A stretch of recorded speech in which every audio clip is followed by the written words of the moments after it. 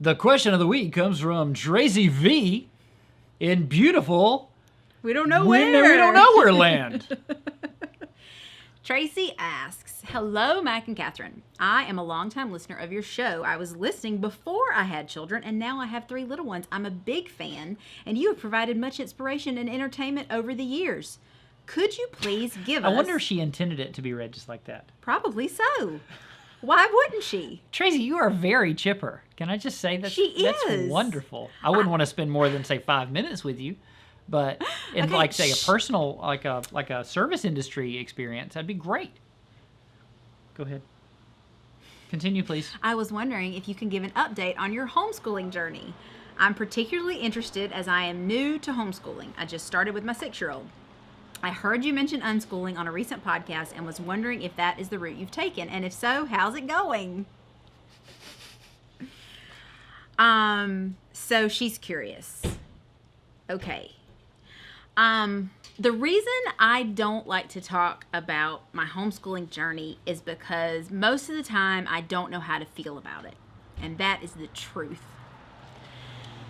We have come a long way from, in the last 10 years, from Ben being a poor little 4 and 5-year-old kid who his mother was just browbeating him because he couldn't read, and I didn't understand some of the issues that he had, which I believe now he has some mild dyslexia when it comes to reading, which Jude is exhibiting the same exact signs as Ben did at similar ages.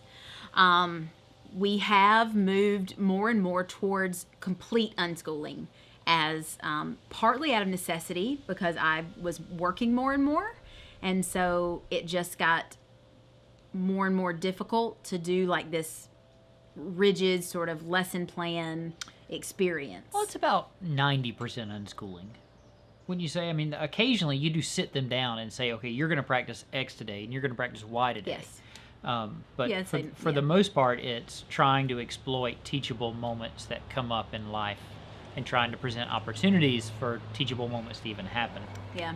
I have, I think every family has to find its own rhythm and its own groove and what works best for them. I had a very... And even, if we can drill down more than that, it's not every family. It's every child. Yes. Well, that's what I was going to say. So I had a very specific idea when I started this process of what homeschooling would look like. And then I had 3 boys. And my 3 boys are not... They don't love reading. They didn't love sitting down and doing, workbooks and drawing inside the lines. Oh my gosh, forget that. That's not going to happen. And so what I have kind of come to understand is that learning happens all the time. Your kids are always learning. There are some definite things that they need to learn. They need to learn to read and they need to learn to write. And it's really hard unless you have, like Sam, and I still say I'm not exactly sure how he learned to read because I didn't really teach him to get him where he is. It just kind of happened. Ben was a struggle. Jude, I have let that struggle go. We pull out the books with him, the sort of very simple books every now and then. But even doing that, hardly at all, I'm still amazed at his growth over time. Yeah, and we'll read books together some nights out of the week. He'll crawl in bed with me and we'll read like How to Train Your Dragon or something. And once per page, I will have him read a sentence and help him through that sentence a little bit. And sometimes he can read it without any help at all. Yeah. But so that's not quite unschooling, but it's not really structured either, but it is deliberate. Yes. It's deliberate without being structured, I guess. Yeah. Jude, math has come crazy easy to Jude. It's ridiculous, really, how his little brain just processes all that stuff. So when it's time for formal math education, I'm not worried about him. He's going to pick it up. So the takeaway from this is, if you're curious, there it is. Actionable information for you is, you're on your own, kid. There are a lot of blogs. There are a lot of websites about unschooling. You can go and read real stories of real moms who are on the other side of this process that have kids in college and their kids are doing well. Their kids are growing. Their kids are intelligent and thriving in college situations. I think you as parents have to be ready and willing to answer questions all the time. Oh, from people that don't understand what you're doing in your home. From your kids. Well, I was thinking about the other. I was thinking about that too, but I try to avoid those as much as possible. But from the kids, you have to be ready and willing to answer the questions as they come. And if you don't know the answer, you go find the answer. And if you can't find it, you go find someone who can. And that way you are teaching your children how to learn the information they need. Yeah. And they need to know that now, and they need to know it 40 years from now.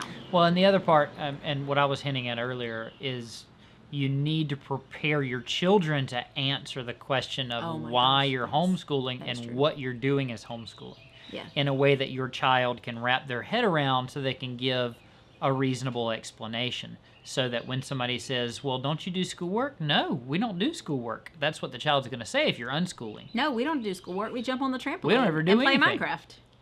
We don't ever do anything. Well, they neglect to talk about how you talked about gravity when they were out there jumping on the trampoline in front of you, and you talked about. Or you take them on example, you take them on field trips. You made a cake together, and you talked about how to measure properly. Yeah. I mean, that's homeschooling. That's math.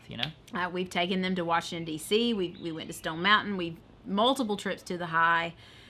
The beach, but we go to the aquarium. We've done all kinds of really amazing, wonderful things that we couldn't do if they were in school. And I don't really regret any bit of it, except for the very beginning when I really did make Ben cry a lot. I do regret that as a mother. But that's it.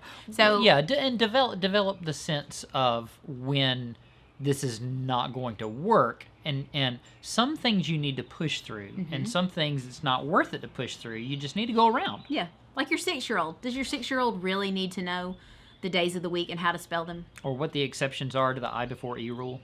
Do they? At 6? Do they? I don't think so. So, Tracy, thank you very much for your question. If anybody else out there has a question, you can reach us at feedback@catholicinasmalltown.com. Or you can leave a comment here on the YouTube channel, and we'll be glad to answer it on our next question of the day.